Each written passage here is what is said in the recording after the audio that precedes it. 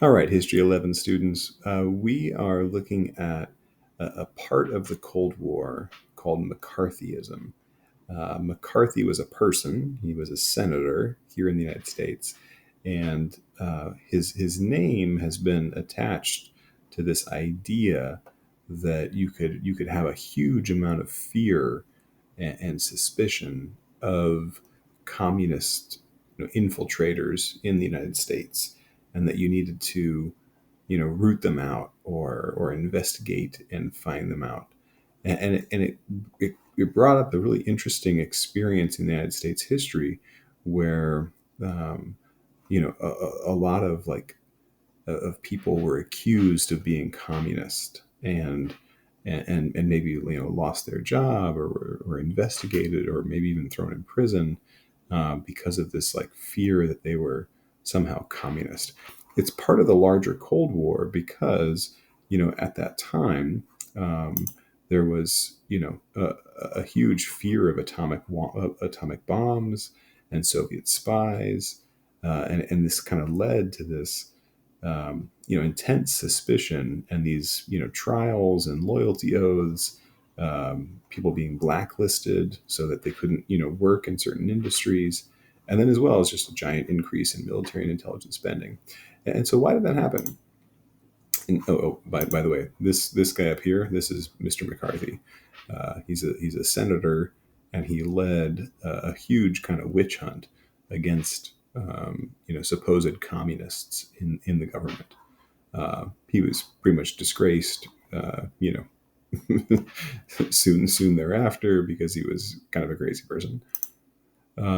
Okay, so the whole idea is that it's an interplay between these four things, both the nuclear war and the espionage, as well as how that interplays with these ideas of loyalty and our civil liberties. So we'll take one at a time.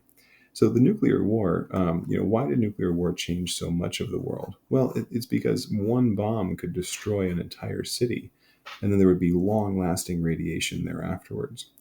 And so the U.S. was the only, country that has ever used nuclear bombs during a war, and that was at Hiroshima and Nagasaki at the end of World War II. And this new technology changed how governments and societies thought about their security and how they set up their national defense, and it had a profound impact. The other thing that had a profound impact was that spying was a really big deal. So, during World War II, the Allied forces had cracked the Enigma code to read much of the German and Italian messages. So they were essentially reading what the Nazis were saying to each other, which is pretty much one of the reasons that that the Allies won the war. The other thing, though, is that the Soviet Union was very capable with human intelligence. They had very good spies that were inside the U.S., the Germany, and the U.K. This is one of them here, actually, and so that just created this huge amount of suspicion after the war when Mr. McCarthy here starts, talking about all of these infiltrators, that are stealing our secrets or that are undermining our government. He could point to, some successful, spies that had stolen our nuclear secrets, within the previous couple of years, and so that led to this idea of loyalty. The U.S. Government reacted to this fear and suspicion by creating the National Security Council, Strategic Air Command, the Pentagon, the CIA, the NSA. They required loyalty oaths from the government. There was just a huge uptick in military structures and in loyalty oaths. And so this is the time period when we get things, like the CIA and the Pentagon, and it comes out of this fear of, the Soviet threat. Here at home, homophobia was also, used as, it was used as a way of kind of running gay people out of the government because they were thought to have been, susceptible to blackmail. And so homophobia worsened at this time because, we were, people like McCarthy were using a person's sexuality to blackmail them, or to blacklist them, saying that they were likely a spy.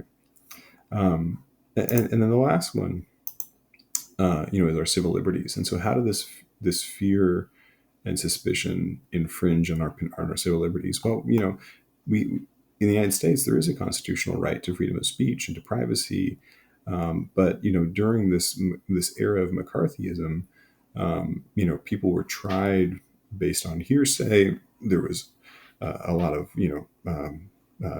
propaganda in the media talking about this like red menace, like communists around the doorstep.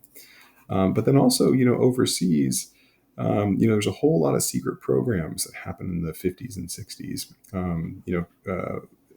The CIA was deposing governments all around the world because of their supposed connections to communism.